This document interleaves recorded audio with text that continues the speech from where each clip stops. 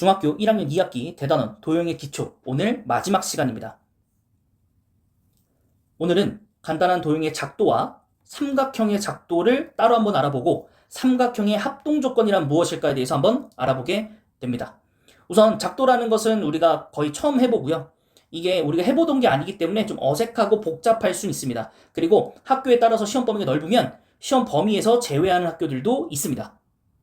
자, 삼각형의 합동 조건은 도형의 아주 핵심입니다. 그리고 이게 중학교 2학년 2학기에 고스란히 올라가서 중복으로 시험 범위가 됩니다. 그래서 1학년 때 배웠던 건 2학년 때 다시 한번 언급하지 않습니다. 그래서 1학년 때 학습을 하시고 잘 기억하고 가셔야 됩니다. 간단한 도형의 작도 한번 보시면 우선 눈금 없는 자와 컴퍼스만으로 도형을 그리는 것을 바로 작도라고 합니다. 눈금이 없기 때문에 우리가 할 수 있는 행동이 제한적입니다. 예를 들면 그냥 대고 그린다의 정도의 느낌으로 보시면 돼요. 그래서 선분을 그리거나 연장하는 선을 그릴 때 사용한다. 그러니까 딱 대고 그리는 것 정도 외에는 할 수 있는 게 없어요. 그 이외의 모든 행동을 다 컴퍼스로 한다라고 생각하시면 됩니다. 그래서 원을 그리거나 주어진 선분의 길이를 재어서 다른 곳으로 옮길 때 사용합니다. 선생님, 근데 컴퍼스를 가지고 선분의 길이를 어떻게 됩니까? 길이를 잰다라는 게 뭐 3cm 이런 거 잰다라는 게 아니라 실제 이러한 길이가 얼마인지를 이렇게 벌려서 크기를 측정한다의 느낌으로 받아들이시면 되겠습니다. 됐죠? 자, 그래서 가장 간단하게 나온 게 뭐냐면 선분 AB의 길이를 이용해서 이걸 똑같이 다른 곳에다 옮겨보는 겁니다. 그래서 첫 번째 어떻게 할 거냐? 그냥 자를 대고 그냥 그려요, 직선을. 그리고 전피를 아무 데나 설정을 합니다. 그런 다음 컴퍼스를 선분 AB에다가 딱 맞게 됩니다. 그거를 P에 갖다가 놓고 원으로 돌립니다. 그러면 만나는 부분이 Q가 있겠죠? 그래서 PQ와 AB가 서로 같다라는 걸 알 수 있고요. 이걸 두 번 행동하게 된다면 AB의 두 배인 그러한 직선 선분도 찾을 수 있다. 뭐 3배도 마찬가지고 이런 식으로 좀 활용이 되는 상황이다라고 보시면 되겠습니다. 자, 이번에 각도를 움직여 볼 건데요. 각도를 어떻게 움직일 거냐면 우선 이 A 각에다가 이제 컴퍼스로 대충 이제 점을 벌려요. 그런 다음에 이걸 원을 한번 싹 돌리면 만나는 점들이 생길 텐데 그걸 MN이라고 둘 거예요. 그리고 그 컴퍼스를 그대로 B를 가지고 가서 이 B에 가지고 가서 그대로 이렇게 원을 그려버리는 거예요. 이렇게. 그리고 나서 다시 어떻게 할 거냐? 이 MN에 대해서 컴퍼스를 다시 이렇게 만듭니다. 그런 다음에 그거를 어디다가 여기 이렇게 그었을 때 만나는 P점이 있었잖아요. 거기다가 딱 대고 이렇게 한번 돌려보는 거예요.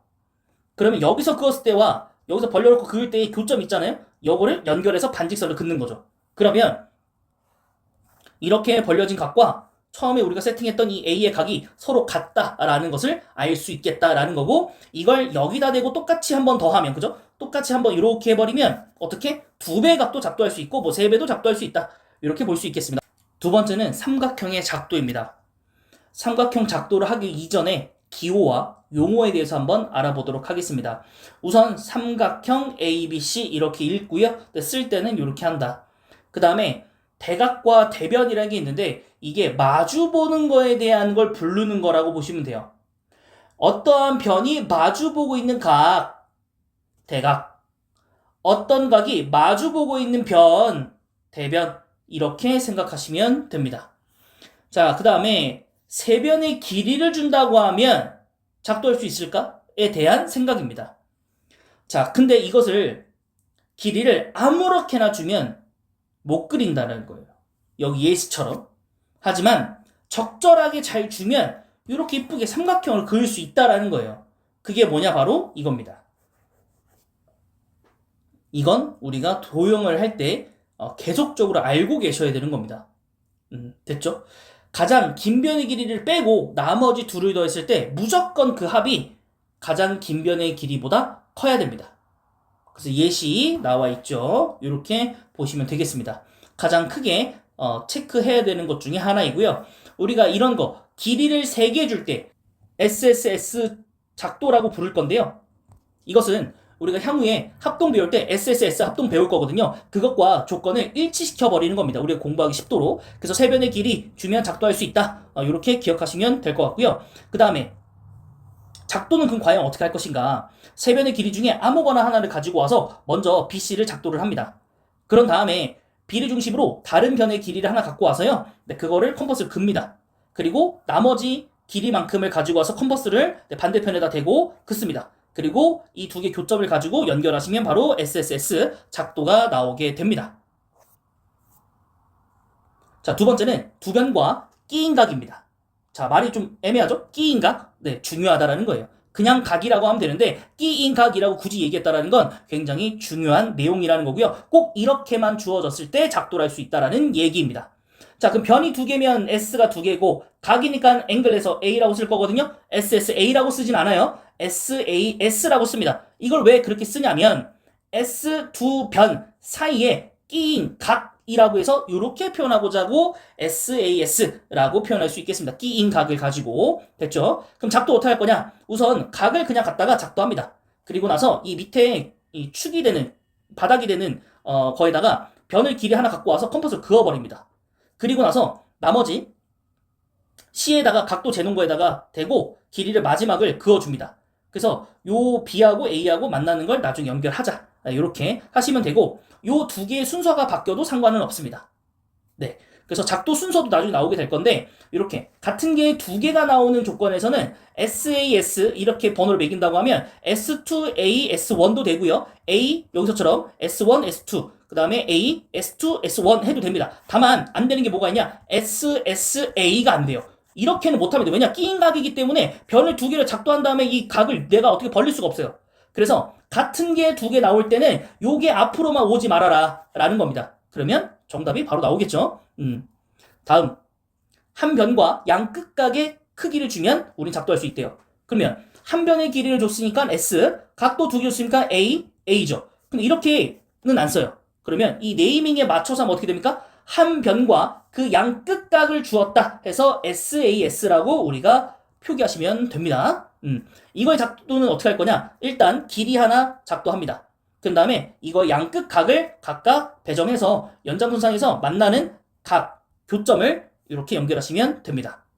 자, 얘도 마찬가지로 같은 게 두 개 있기 때문에 A1S, A2 얘 되고요. A2S, S1 되고요. 그 다음에 S1은 A1 되고요. 그 다음에 S에 A1, A2 그 다음에 S에 A1, A2, A1 이것도 됩니다. 작도가. 하지만 이게 안 되는 거예요. A1, A2, S라든가 A2, A1, S 요건 작도가 안 되는 거예요.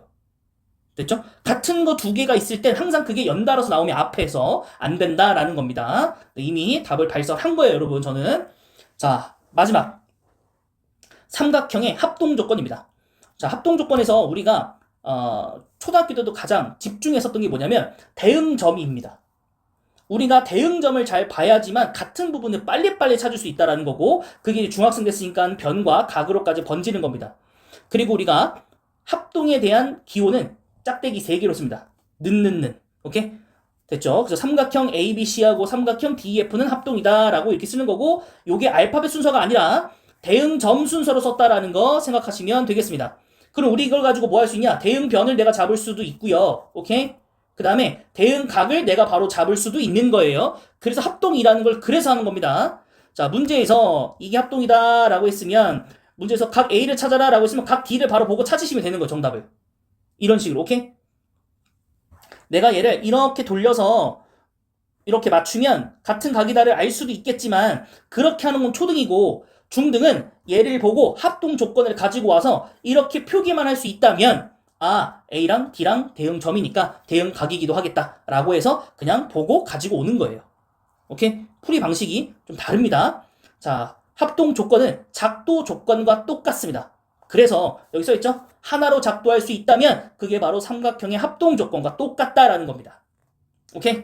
네, 그래서 SSS, SAS, ASA 이렇게 합동을 할 수 있다라는 겁니다. 여기는 이제 네, 여기에선 S를 사이드라고 표기해놨습니다. 여기서는 A를 앵글이라고 표현해놨고요. 네, 이렇게 좀 수정을 합시다. 앞에 얘기한 거 말고.